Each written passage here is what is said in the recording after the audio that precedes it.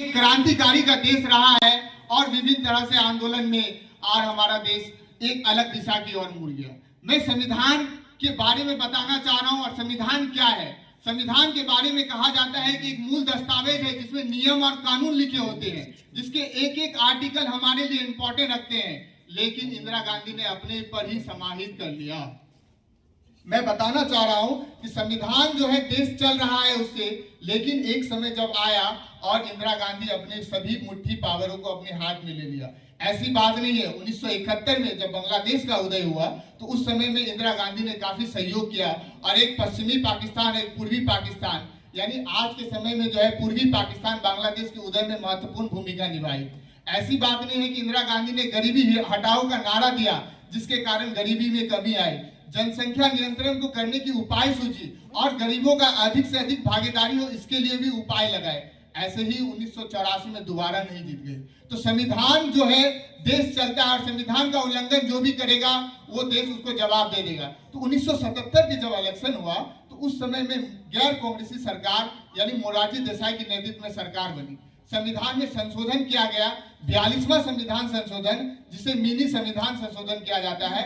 पूरे judiciary power, सारी शक्तियां को अपने हाथ में कर लिया था। इसका मुख्य कारण था कि 1971 में इलाहाबाद कोर्ट के द्वारा दिए गए बयान के आधार पे कि उनको कहा गया था कि आप 6 वर्ष तक इलेक्शन नहीं लड़ सकते हैं, यानी 71 से 76 के बीच में आप इलेक्शन नहीं लड़ सकते हैं। इसीलिए उन्होंने अपने पावर का मिसयूज करते हुए 1975 में ही इमरजेंसी लगा दी और 42वां संविधान संशोधन किया और सारे पावर को अपने हाथ में ले ली। लेकिन जनता मूर्ख नहीं है, जनता ने जवाब दिया और 1977 में उनकी हार हुई और गैर कांग्रेसी सरकार बनी।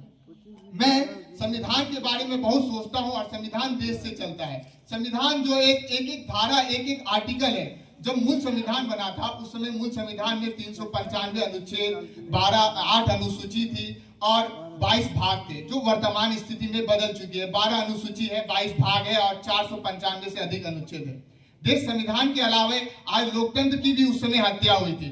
लोकतंत्र क्या होता है? लोकतंत्र जहां पर जनता का शासन होता है, यानी जनता के द्वारा चलाए जाने वाला शासन। अब्राहम लिंकन ने ठीक ही कहा था, लोकतंत्र जनता का, जनता के लिए और जनता के द्वारा चलाए जाने वाला शासन है। इसकी जवाब जो है आपातकाल के दौरान देखने को मिली।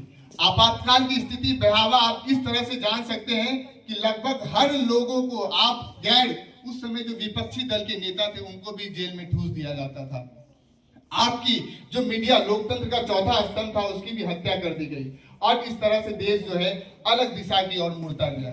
लेकिन इंदिरा गांधी व्यक्ति, हर कोई सुधरता है और सुधरने का मौका मिलता है। उन्होंने सुधार किया और 84 में उनकी हत्या हो गई। उन्होंने 84 से पहले भी अच्छी जीत मिली उनको।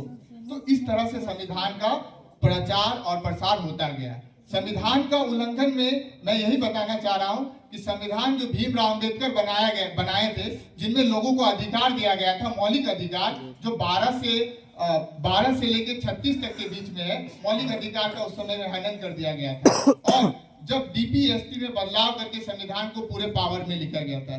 डीपीएसपी यानी 36 से 51 के बीच में जो है ये संविधान के बारे में बताया गया है, ये सारे पावरों को अपने हाथ में लिया गया था। कहा जाता है कि मौलिक अधिकार में संशोधन किया जा सकता है, बट डीपीएसपी में संशोधन करेंगे तो आप सरकार के खिलाफ नहीं जा सकते हैं। तो उस समय में जो है इंदिरा गांधी जो है डीपीएसपी में ही 36 से 51 के बीच में ही संशोधन करने के दौरान, और जनता अब जागरूक है, कुछ भी इलीगल होगा तो लोग जनता विरोध करेंगे। और जब विरोध किया, और इसके कारण क्या है कि जनता ने सबक सिखाया, क्योंकि संविधान एक जीवन दस्तावेज है और संशोधन लगातार होते रहता है। संविधान हमें यह सिखाता है कि एक जीवन दस्तावेज है, जरूरत के हिसाब से संशोधन होते हैं। वर्तमान में अभी 108 संविधान संशोधन हो गया है, जिसमें महिलाओं की भागीदारी के लिए नारी शक्ति वंदना अधिनियम, जिसमें महिलाओं को 33% आरक्षण लोकसभा और विधानसभाओं में दिया गया है। तो संविधान और लोकतंत्र और आपातकाल की स्थिति वर्तमान में ऐसे देखने को नहीं मिल सकती है। वर्तमान परिवेश में देखिए, अगर संविधान का कोई उल्लंघन करता है, हमने नेपाल में देखा, हमने बांग्लादेश में देखा। नेपाल में जिस तरह से जनजी आंदोलन ने कहा जहां भी लोग करप्ट होंगे वहां पर उनका जवाब दिया जाएगा, उसी तरह बांग्लादेश में देखने को मिला। इससे पहले 2022 में श्रीलंका को इस तरह का देखने को मिला।